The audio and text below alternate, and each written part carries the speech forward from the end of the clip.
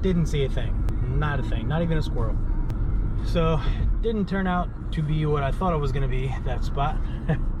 Ended up having like 6 hunters completely surround me. So that freaking sucked. I highly underestimated people's willingness. I guess COVID times have drawn people to the woods. But anyway, public land sucks. I'm hitting some private land tonight. Got a perfect wind for the stand tonight. Hopefully we can get in here and get a deer.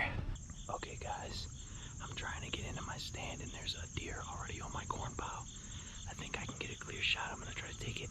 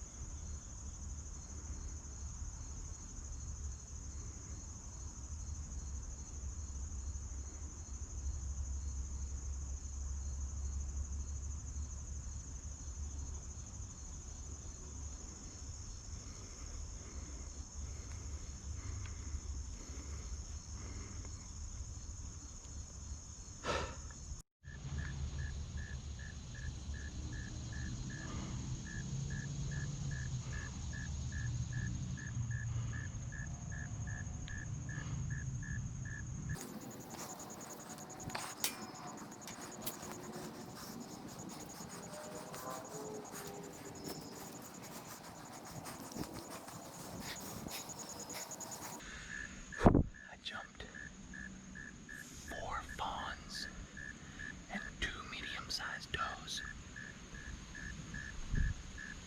One of the does is still standing right there at about 80 yards. I snuck in without her seeing me. She's still right there. I can see her flicking her tail. The fawns didn't see me. They just heard a stick break that I stepped on. So they'll probably come back. I checked all the footage. They've been here consistently since I dumped the corn. Pretty much all day, every day. So they must have been bedding right in here.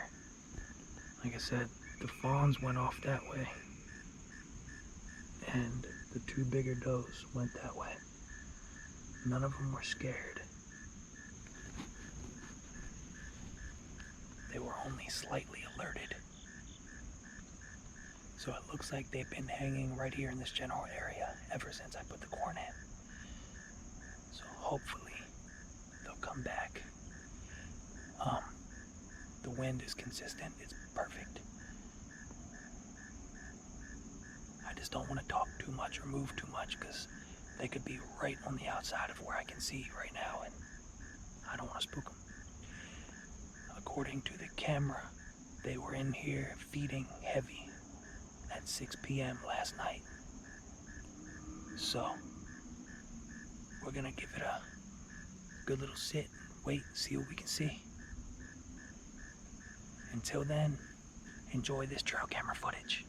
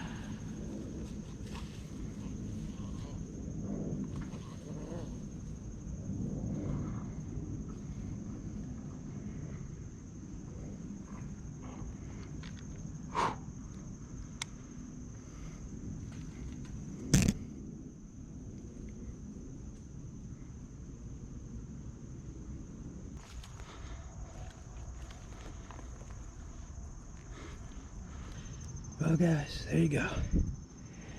Whew, deer one of the season down.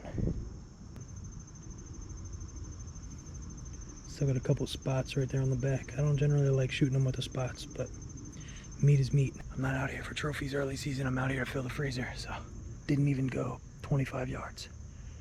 Double lung and through the front shoulder. Still super early, but I'm not gonna pressure these woods anymore. I got what I wanted, got my meat. I'm gonna get out of here, minimize the pressure on the spot.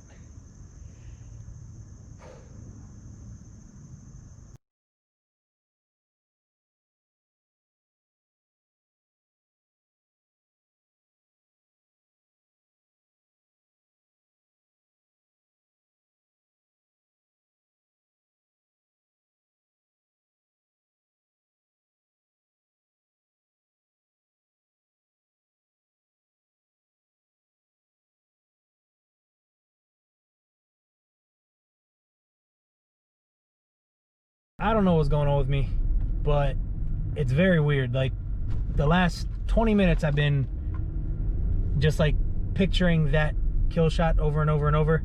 I don't know if it's because I'm a dad now or what, but I've never felt bad about shooting a deer in my entire life. Like, it's very strange, but I feel like incredibly bad about shooting that deer because it was so small. And at first it didn't even bother me, but like the more that I thought about it, it's like, I don't know, I can't rationalize it. I can't make it make sense because it doesn't make any sense logically, like when I think about it. But on an emotional level, for some reason, it's like the small deer, it's like when I shot it, I could see like the panic in it. I don't know, like it was scared, and I did not like that at all. Like, I mean, at that moment I didn't even think about it, but when I was replaying it in my head as I'm driving, it's like it's eating at me really, really bad. It's weird. I don't know. It's like, for some reason with an adult deer, I feel like they don't do that, even though they still, something about the younger deer not understanding what's going on. Like, it was just scared. Like, it got hit with the arrow and then it like ran in circles for a second. You saw how it was on the video, and then it just kind of fell over and died. Like, it was quick. It was, you know, ethical kill, double lung, painless, I hope. I mean, for the most part. But it was just something about the way that it like just didn't know where to run. It didn't know what to do. It was just scared. I don't know. Like with an adult deer, you don't generally get that. You get like, you know, they run from like instinct of knowing something's going on, but it's just different. I don't know. Like I said, logically, it doesn't make sense in my head. It's just something in shooting a deer that small this time really is bothering me, and I'm never gonna do it again. I don't know. It's weird. I'm not judging anybody else for doing it. I'm just saying, me personally, it's just, I don't know. Got this little chica home, hung her up, got her gutted out. We're gonna get her skinned. But like I said, I mean, this is the most dissatisfying deer I've ever got in my entire life. It started off as a great, like, happy experience, opening day, success, you know. And then, like I said, the more I thought about it, it just bothered the absolute hell out of me. So, I mean, it doesn't help when they make the sound you heard it make when you shoot and everything. It adds to the, dang, I wish I wouldn't have done that kind of thing. But, you know, it's part of the sport, unfortunately, and part of the lifestyle. It's, you know, if you're going to take a life to feed you and your family, those are the kind of things you got to deal with. But it has shown me, it's been a big eye-opener for me to, you know, really not let excitement get the best of me, no matter what the situation, and really think everything through and focus on detail. Because honestly, when I shot this deer, I knew it was a small deer, but I didn't think it was this small. I don't know. Like I said, huge eye-opener for me. I'm never going to shoot another deer this size again. It's just, I mean, again, I do get a lot of meat off of it. If I was starving, if our family was starving, that'd be one thing. But we're not starving. This isn't a survival situation. There was literally no need to kill this deer. I could have waited for something bigger. With more meat, that would have been more worth the life that I was taking. This thing barely even got to live, you know? It was probably born earlier this year, which really freaking bothers me. It sucks. But to each their own, I guess. I'm just, I guess, changing as I grow. As we all do, I presume. like I always preach, if you guys know, if you've been watching this channel, I always preach to respect the life that you're taking, and that sounds hypocritical. How can you respect the life if you're taking a life? But hunters, outdoorsmen, fishermen who keep fish, you understand what I'm talking about. It's being ethical, treating it with respect, and giving it the quickest, most pain-free death you can give it, because you're taking its life either way. You know, there's so much more to it than just saying respect it. It has to really come from a deep, virtuous, moral feeling that you have inside to care about the animal that you're killing.